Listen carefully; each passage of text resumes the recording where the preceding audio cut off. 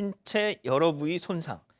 자, 이게 어제 전해드린 그 내용입니다. 인천에서 발생한 아동 학대로 추정되는 사건. 바로 이 공다솜 기자가 단독 보도했던 그런 내용인데, 자, 이 국과수에서 1차 소견이 나왔어요. 네, 맞습니다. 이제 1차 소견 같은 경우는 이런 사건이 발생한 다음에 국가수에서 이제 1차적으로 의견을 낸 다음에 이제 경찰에 수사기관에 보내는 이런 내용인데요. 이 국가수 같은 경우는 시신을 부검한 결과 직접적인 사망 원인을 발견할 수 없어 정밀 부검이 필요하다 이렇게 이야기를 했습니다. 보통 이제 1차 부검 같은 경우는 뭐 육안으로 본다든지 좀 가볍게 이런 걸 하는 거고, 그다음에 정밀 부검은 이제 조금 더 내밀하게 들여보는 그런 걸 이야기하는데, 이 아이 같은 경우는 온몸이 멍이 든 채 발견이 됐습니다. 그래서 어딘가 보기에 온몸에 멍도 있고 이상하기는 하지만 추가적으로 이제 내밀하게 봐야 뇌 손상 여부도 이제 확인할 필요가 있다고 경찰에 설명을 했습니다. 자, 뇌 손상 여부도 검사를 해야 한다는 소견이 나왔다. 자, 그리고 또 나온 뭐 어떤 소견 같은 거 없어요? 네, 있습니다. 아이가 전날 밤에 뭘 먹었는지 검사를 했는데요. 무엇을 먹었는지 위를 살펴봤더니 위 속에 아무것도 남아있지 않았다고 합니다. 아니, 그럼 그러니까 아이 어머니의 어. 주장도 아이가 배가 고파서 또 아무것도 먹지 않았다고 이렇게 주장을 했는데, 그 내용이 국과수 1차 부검에서 사실로 드러난 겁니다. 그래서 이 결과를 토대로 경찰은 구속영장을 신청했습니다. 이게 뭐. 자, 일단 1차 이 국과수 부검 소견만 놓고 보면 아동 학대가 의심된다라고 해도 과언이 아닌데, 부부 간에도 또 의견이 엇갈리고 있다고요. 자, 아빠는 일부를 시인하고 있어요. 말을 듣지 않는다는 이유로 때리기도 했다라고 일부 시인을 했고요. 또 밥을 굶긴 사실도 있다라고 하지만 또 훈육 목적이었다. 늘 나오는 얘기 아니겠습니까? 예. 대신에 그런데 이 엄마 같은 경우에는 전혀 인정을 하지 않고 있습니다. 그 딸의 인정은 아예 없고, 그다음에 자기가, 그러니까 딸이 직접 밥을 먹지 않았다, 먹이지 않은 게 아니라 안 먹었다라고 해서 입장이 좀 다릅니다. 그렇군요. 자, 그리고 말이죠. 처음 경찰 조사를 받을 때 이 아빠는 의붓 아빠입니다. 자, 그런데 숨진 딸을 여기서도 또 이 표현을 쓰네요. 훈육하면서 옷걸이를 사용했다. 그러니까 옷걸이로 때렸다는 얘기인 것 같은데, 일단 그 장면을 상상을 하면 그 아이가 얼마나 그 순간 겁에 질렸을지가. 그렇습니다. 옷걸이도 아픕니다. 사실 뭐 꽃으로도 아이를 때리지 말아라라는 얘기가 있는데, 옷걸이도 사실은 굉장히 그 플라스틱 옷걸이였다고 하는데 그거에 힘을 가해서 세게 때리면 아픕니다. 그런데 사실 저는 과연 옷걸이만 가지고 아이를 학대했을까라는 생각이 들거든요. 왜냐하면 아이의 지금 보고된 바에는 너무 참담해요. 온몸에 멍이 있었고 뇌도 지금 좀 더 부검을 해봐야 아는 상태고, 거기에 음식물도 몸 안에 전혀 안 남아 있었다라고 하면 학대 정도가 굉장히 심한 건데, 과연 플라스틱 옷걸이 정도만 사용하고 끝냈었을까? 예. 이런 생각이 의심이 듭니다. 일단 오늘 그 부부가 의붓 아빠와 친모가 오늘 취재진 앞에 처음 모습을 드러냈다고 해요. 뭐 법원에 출석을 했는데, 일단 이 의붓 아빠라는 사람은 미안하다, 벌을 받겠다, 뭐 이런 식으로 얘기를 했다고 하고요.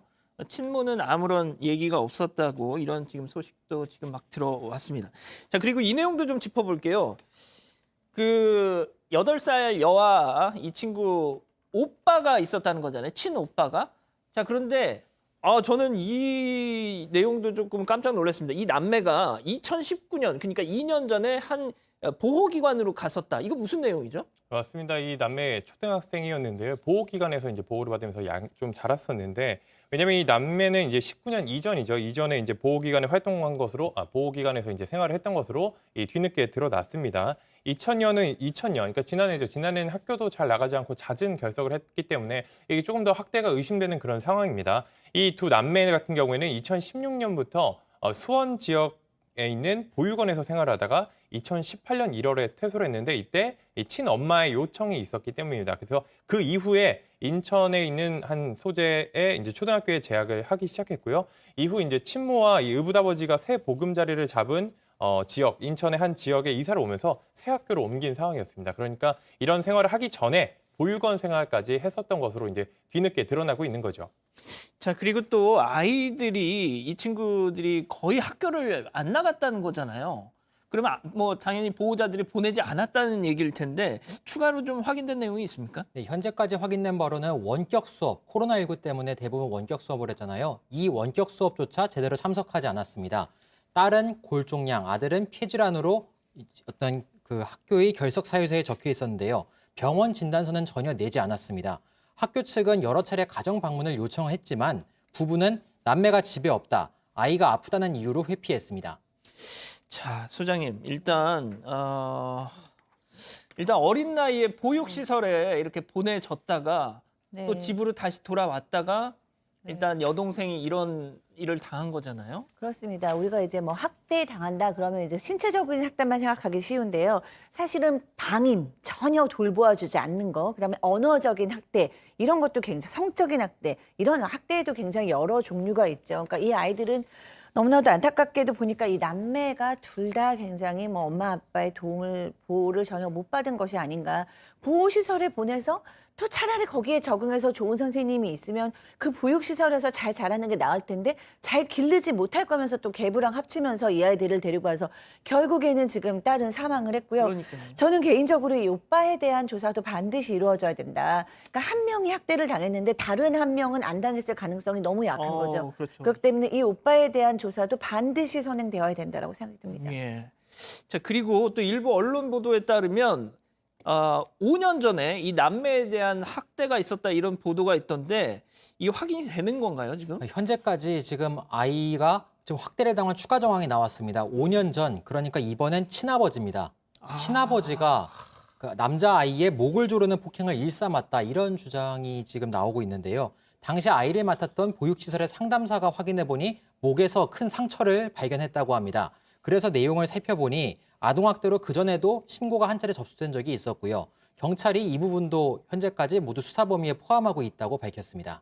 자, 변호사님, 제가 좀 이런 아동학대 이 보도를 요즘 계속 전해드리면서 궁금한 것이 예전에도 이런 게 있었는데 우리가 몰랐던 건지 아니면 정말 요새 근래 들어서만 뭐 진짜 세상이 좀 막 이상해지고 이래서 막 아동학대가 유난히 이렇게 늘어난 건지, 그러니까 저도 이렇게 뭐 보도를 하고 있지만 제대로 이걸 내용을 보지 않으면 이게 그거였나? 저게 그거였나? 분간이 안 갈 정도로 너무 많거든요. 뭐 갑작스럽게 많아진 건 아니고요. 아니겠죠. 최근에 이제 아동학대와 관련된 보도들이 나오면서 사람들의 관심 같은 것들이 주변에서 신고를 조금 더 잘 이루어지게 하는 그런 경향이 있습니다. 이건 긍정적인 어떤 분명히 영향이거든요. 예. 그런데 이게 그러다 보니까 이 안에서 드러나는 사건 숫자가 좀 많아졌다라는 게 하나가 있고요. 그리고 두 번째로는 이제 최근에 코로나19와 관련된 부분에 있어서는 실제로 이 코로나19 때문에 함께 갇혀 있다시피 그 대면하고 있는 시간이 늘어나면서 아동학대가 조금 늘어난 경향도 분명히 보이고 있다고 합니다. 그렇군요. 알겠습니다. 첫 번째 사건 이렇게 마무리하고요.